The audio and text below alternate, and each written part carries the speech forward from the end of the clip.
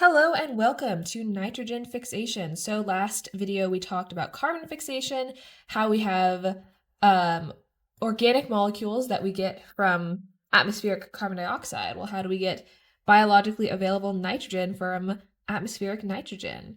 Atmospheric nitrogen is going to be gaseous nitrogen, like dinitrogen, as in two nitrogen atoms with a triple bond, which is pretty strong. So it's not easy to just assimilate atmospheric nitrogen into your biomolecules because that triple bond is so strong. So you have to have specialized enzymes like some bacteria and archaea that do it. Okay, I'll say done by some bacteria and archaea. They are the ones doing nitrogen fixation. And this is critical to all life because they are making biologically available nitrogen that everyone is going to need to use because everyone has amino acids and nucleotides that include nitrogen in it. So even if you're not doing nitrogen fixation, you're going to use nitrogen that a nitrogen fixer has fixed. So that reaction I was talking about with that dinitrogen, that looks like this. We have a triple bond between two nitrogen atoms, and that goes into ammonium, or you could say ammonia. And this reaction is actually energetically favorable. So you might be wondering why you don't see it happen in nature more often. Like, why don't we just fix nitrogen on our own? The problem is this triple bond, very strong. So it requires a lot of energy to break this triple bond to turn it into our NH4, NH3. So there's a high activation energy. And if you're familiar with the principles of general biology, the way that biology usually copes with a high activation energy is using an enzyme. So we can overcome this high activation energy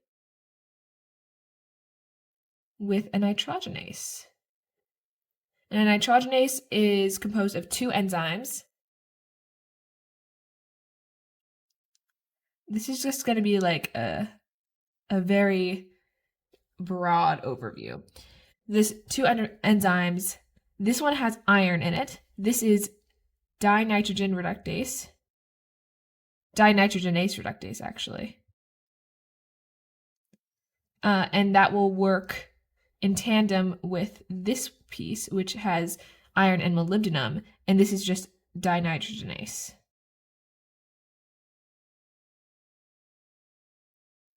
Okay, so these two will work together. This is our nitrogenase here, and it'll use ATP to break this triple bond, overcome that activation energy. And the actual reaction here is you take your atmospheric nitrogen, you use reduced ferredoxin, you'll use 4, and each ferredoxin can hold 8 protons and 8 electrons. Remember, we learned about our electron carriers in a few videos ago. It'll use 16 ATP, and I think it's important to keep in mind that this is kind of like ideal conditions. It can use like up to 30 ATP if the conditions aren't perfect. This is like, ideally we're only using 16B, that's like the minimum. And it can make 2 ammonia molecules. Our ferredoxin, we still have 4 of these. I don't know why I keep forgetting to write that. Our ferredoxin is oxidized, and now we have 16ADP.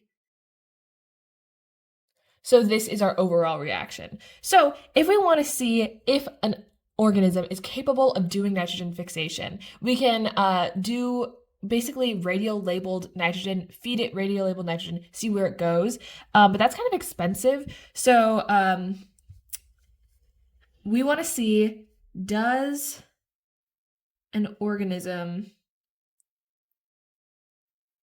do, I'm just going to say N fixation. We understand what that is. And I drew it kind of close to here, so let's distinguish that from the rest of our area. Okay, does an organism do nitrogen fixation? Well, like I said, there's one way to test, but we can also do a preliminary test, which is a little bit less expensive, a little less difficult, which is using another thing with a triple bond, So if we have this molecule, which is, this is a carbon, this is a carbon, there's a triple bond, this is acetylene.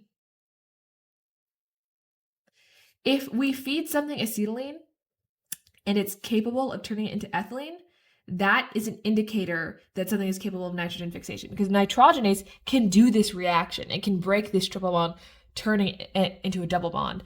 And we can use gas chromatography to figure out if this has happened. Oh no, I'm going over my line. My line that was already separating two crowded things. That's okay. So using gas chromatography, we can do this preliminary test. Seeing if we can turn acetylene into ethylene. Is there a nitrogenase? Nitrogenase. Is there one? And if that works, then maybe we'll invest in our radio-labeled nitrogen. So if we track N15, this isotope of nitrogen, we can track that with mass spectrometry. And if it is assimilated into biological molecules, this N15, we can guess that yes, it does do nitrogen fixation. For sure, it's been verified. So you would do this first. If it can't turn acetylene into ethylene, it definitely isn't a nitrogen fixer. And you can double check with actual nitrogen, see if N15 makes it into their stuff. Okay, so that's a good overview of like what nitrogen fixation is and how you can track it. Now let's talk about the regulation of nitrogen fixation. So you have this regulon, your NIF regulon. So the NIF regulon is a cluster of NIF, or nitrogen fixation genes, that are together. So they're in the same place, but they're transcribed in different directions. So typically our definition of a regulon is that we have genes in different places, whereas an operon is like all the genes are in one spot. But in this case, the genes are together, but since they're transcribed in different directions, it wouldn't be considered an operon because they're not all transcribed at once. So this NIF regulon has some regulation. It is only expressed in certain conditions. So as we learned, nitrogen fixation, even though it is biologically favorable, it uses ATP. That means that we don't want to do it if we don't have to. So the NIF regulon is only expressed when there isn't available ammonium around. So when I say ammonium, this also refers to ammonia, like you can use these terms interchangeably. So if there's no ammonium, then we might want to be expressing these NIF genes. But if there is ammonium, we don't have to do that. We don't have to use that ATP. But there's also another requirement, which is low oxygen concentration, because oxygen will damage the nitrogenase. So if you have oxygen around, why waste your time and energy on making your nitrogenase or nitrogen fixation enzymes when it's going to be damaged by oxygen? So if you have it around, it's a waste of time. Okay, so let's take a look at our nitrogen fixation pathway. So we're going to see a return of two-component signal transduction. Do we remember our histidine kinases? So these are receptors bound in the membrane. If you don't know what I'm talking about, it might be wise to review the video on this, especially because you might have a final you need to know this for. But basically, there's this transmembrane receptor, and when it receives a signal, it will dimerize and autophosphorylate and then become an active histidine kinase. It'll be a kinase in the way that it can have kinase activity. It can add phosphate groups. It can phosphorylate. So our histidine kinase here has a special name, and I'm going to introduce beautiful mnemonic. I love my mnemonics. So this histidine kinase is NTR B, which you can remember because Berkeley is the #1 public university in the US. #1. So the first thing we're going to be talking about is NTRB. And it is going to, when it is activated, so it's active in which of our first conditions? No ammonium. So when there's low concentrations of ammonium, it's going to say, hey, it might be a good idea to start making ammonium and start doing nitrogen fixation. And you'll see how we can regulate if there's oxygen around later in this pathway. But first, we're going to say, hey, it might be a good idea to be thinking about nitrogen fixation right now. We're low on ammonium. So what does a histidine kinase do? Well, it phosphorylates, but it'll phosphorylate a response regulator. Do we remember that? So we're going to have a response regulator here. Kind of didn't draw the arrow long enough, so she's kind of at an angle. So this is NTRB, right? That's this guy's name. This is our response regulator. And this is NTRC. And remember, we're still #1. This is Berkeley, so you can think of this as Cal, because Berkeley is also called Cal. So Berkeley works with Cal because we're the same. We're #1. Go Bears. And that's our first step. So the phosphorylation of our response regulator, now it's active. So activated by phosphorylation. And you can also, we should write this phosphate group here. So now it's active. So when it's active, it'll work with another sigma factor, sigma 54, to activate the transcription of 2 new genes of NIF-L and NIF-A. Can you see where I'm going with this? #2 is LA. You tried, UCLA. You're #2. That's pretty good. That's pretty good. We're still proud of you. But not quite. Okay, so our response regulator is going to work with sigma 54, which is going to induce transcription of these 2 genes. We have NIF-L and NIF-A.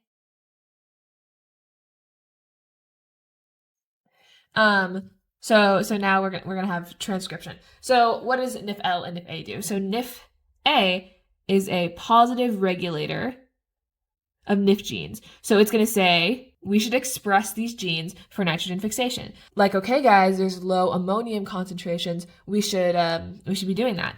But NIF-L is gonna say, hey, wait. What if there's oxygen around? You got to be careful. So this is a negative regulator of NIF-A. So it's going to say, hold your horses, girly. There's oxygen around. So it'll bind to NIF-A and inactivate it when there's oxygen around. So in presence of O2. So what does that look like? When there's a high concentration of O2, we'll see NIF-L bound to NIF-A. It'll say, don't do that, be inactivated. But when there's a low concentration of O2, NIF-L will be minding her own business, and NIF-A will be free to express all the genes she wants for nitrogen fixation. So in low concentrations of oxygen, NIF-A is going to go induce transcription of NIF, the other NIF genes. But what if there is a high concentration of oxygen? What does a bacterium do if it needs still to fix nitrogen? So what if high concentration of oxygen? What's a girl to do? So we have a couple solutions to this. One is cyanobacteria. So you know how C4 and CAM photosynthesis have solutions to prevent rubisco from binding with oxygen? We'll have a spatial or temporal solution, right? Kind of similar situation here. Cyanobacteria can have a spatial or temporal solution to our nitrogen fixation. So #1 is temporal. So day and night. In the day, it's going to do photosynthesis. Our cyanobacteria, that's their jam. So photosynthesis by day, and I'm just going to say N-fix, nitrogen fixation at night. So we'll be producing oxygen in the day in photosynthesis. That's a product of photosynthesis. But then we'll stop, and at night we can do our nitrogen fixation, hopefully not have too much oxygen around. And then the other solution, our spatial solution, is with our filamentous cyanobacteria. So filamentous cyanobacteria will actually have different types of cells that it'll make. So it'll have a kind of normal type of cell. It does photosynthesis. It's acting normal. These are vegetative cells. It does photosynthesis. And then it'll have a separate type of cell. Oh dear. Photosynthesis. We got it, guys. This is called a heterocyst. So the heterocyst won't do photosynthesis. It's just about nitrogen fixation. So this is just N-fix. Something interesting about it is that it has, where am I going to put this? It has no photosystem 2. So it's really not doing photosynthesis. It couldn't even if it tried. And the great thing about that, so since it's not making oxygen, it's not doing photosynthesis, it's going to have an exchange where it gives out nitrogen in the form of like our available nitrogen, like ammonium. And in exchange, the vegetative cells will give sugars.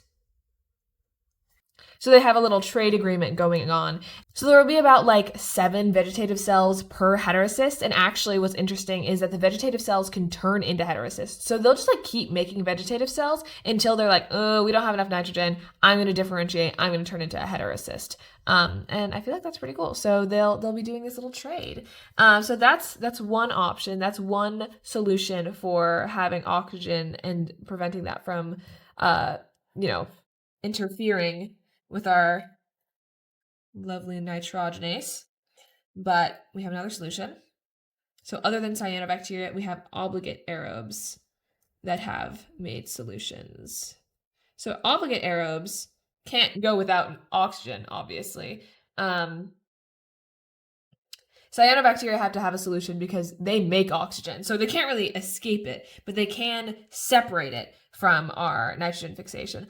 Obligate aerobes also need oxygen because they need it as their final electron acceptor. They are obligated to.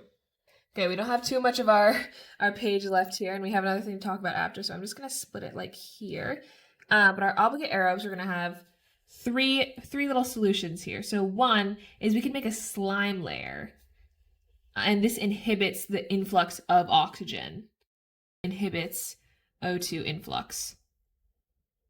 So this layer that the obligate aerobes produce prevent too much oxygen from coming in, but we'll still have a little bit, which the aerobe can use for respiration. And another thing is they'll have a really high respiratory rate.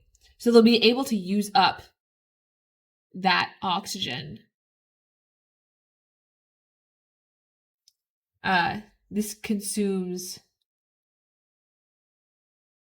our oxygen. So there's going to be less that can just like freely bind to the nitrogenase and mess things up. And then the final thing that it does is it makes a protein that binds to the nitrogenase and protects it from oxygen. So we have like 3 lines of defense here. And protects against O2. Okay, we just barely fit her in there. Okay, so there's going to be this slime layer on the outside, and then it's going to try to use up a bunch. Oh, high respiratory rate.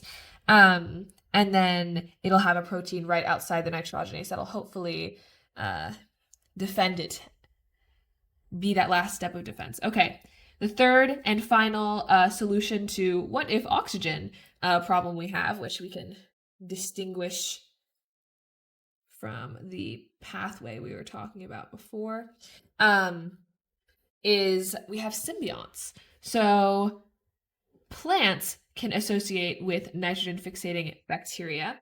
And because plants are going to need nitrogen, and it's kind of similar to the cyanobacteria situation where the heterocysts, which fix nitrogen, will give nitrogen in exchange for sugars. It's just on a bigger scale. So the plant will give sugars to nitrogen fixating bacteria, and they will exchange nutrients with each other. So root nodules, these are like lumps in the root, and we're going to talk about this in our next video, so don't worry too much about the details of this right now, but they'll create these root nodules that facilitate growth of nitrogen fixing bacteroids. I'm just going to say NF, you get the idea by now, of nitrogen fixing bacteroids. So the plant makes a home and gives it food, and the bacteroids say, thank you, here, have some nitrogen. So exchanges resources like sugars for ammonium or ammonia. And another interesting fact about this is that these are specific to the plant host. So each different type of rhizobium bacterium that will associate with a plant is specialized to the plant it's connected to. So you can't take like a soybean bacterium and give it to a clover bacterium. It's not going to work. It has to be specific. So one of the adaptations that symbionts have, and they actually have several, they like position their mitochondria around the bacteroids so they use up the oxygen around it. That's another line of defense, but we're not going to talk about that. We'll just talk about legume hemoglobin. So the legumes make this special type of hemoglobin that binds to oxygen as much as it can. So, and it surrounds the bacteria with this. So hopefully the bacteria that are kind of like encased in this legume hemoglobin will be protected from the oxygen. All right, well, that's kind of all there is about nitrogen fixation. Like I said, we're going to be talking more about the plant symbiotic relationship in the next video. But for now, let's just review what we have learned.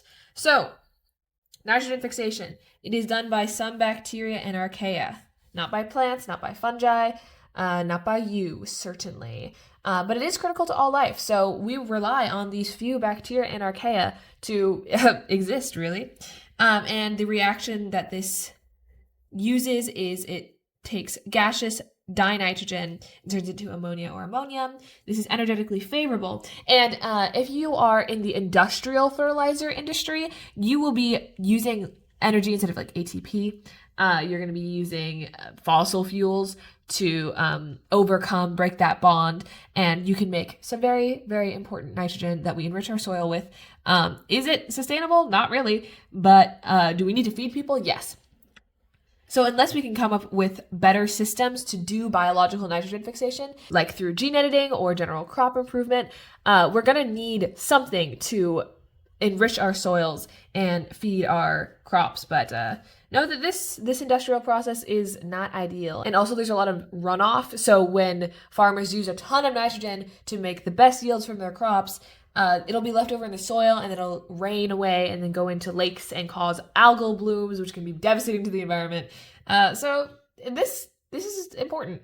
This is relevant in our world and the people living in it. Anyway, but it has a high activation energy, and that is overcome by a nitrogenase enzyme, which we look at over here. The dinitrogen reductase and dinitrogenase components with iron and molybdenum, respectively. This uses ATP. This is the reaction that looks like. And you can see if an organism does nitrogen fixation with these two tests. You can see if it can turn acetylene into ethylene with gas chromatography, or you can do mass spec to track the assimilation of nitrogen-15. Okay, and then what does this NIF regulon look like? Well, the regulon itself is a cluster of NIF genes that are together. So we have a cluster of the NIF genes together, but they're transcribed in different directions. So it's not an operon, it's a regulon. And for example, you can see that NIF-A and NIF-L are transcribed separately from the rest of the NIF genes because we want to check for oxygen first. So yeah, we got to check for oxygen. We're only expressing when there's no ammonium already. There's no biologically available nitrogen and low oxygen, because why would you waste your resources when there's already nitrogen around? And the oxygen damages nitrogenase. So why would you waste your resources when you can't even use them, because the nitrogenase would be damaged? So first step is no NH4. It'll be detected by this histidine kinase NTRB. You can underline that. Oh, not very well. Because B for Berkeley, we're number 1. Also for Cal, we're number 1. So this histidine kinase will activate this response regulator NTRC when ammonium levels are low. It's going to say, hey, we're going to need to make some ammonium probably. It'll be activated. It'll work with sigma 54 to activate transcription of NIF-L and NIF-A, because LA number 2.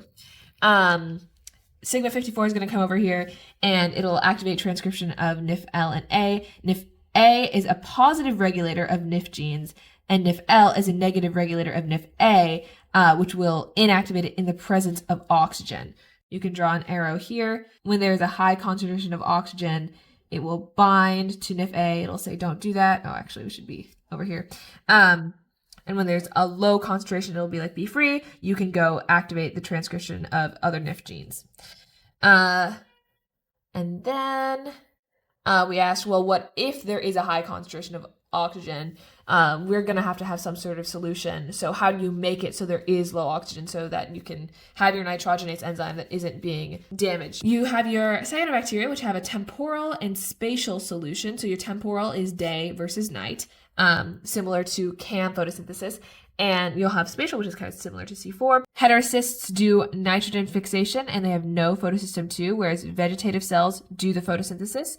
And they'll exchange these resources to work together as a filamentous cyanobacterium. Obligate aerobes, however, have 3 solutions that they can use to limit the amount of oxygen in their cells so as not to disrupt with nitrogenase. One is a high respiratory rate, so it uses up the oxygen, and one is a protein that binds to the nitrogenase to protect against oxygen. And then finally, we have our symbionts, which are like the symbiotic relationship with the plant and the bacteroid. So root nodules will facilitate the growth of nitrogen-fixing bacteroids inside of the plant. And so they'll exchange resources for ammonia, similar to what we learned here. It's specific to the plant host. You can't just give any plant, any bacteroid. And the symbiont, so the plant itself is making this legume hemoglobin. You'll also see this referred to as just leg hemoglobin. It's not the hemoglobin of like your leg, but of legumes. So the legume itself will make this to defend its bacteroids. It'll bind to oxygen, hopefully protect against their nitrogenases. All right, we fit it in 1 page, guys. It was a bit of a squeeze, but I think it worked out. So this is nitrogen fixation. Hopefully you learned something cool, and hopefully you're excited to learn about how these plant microbe interactions work, both for nitrogen fixation and for plant pathogens like Agrobacterium. I'm excited. Hopefully you're excited. Okay, bye.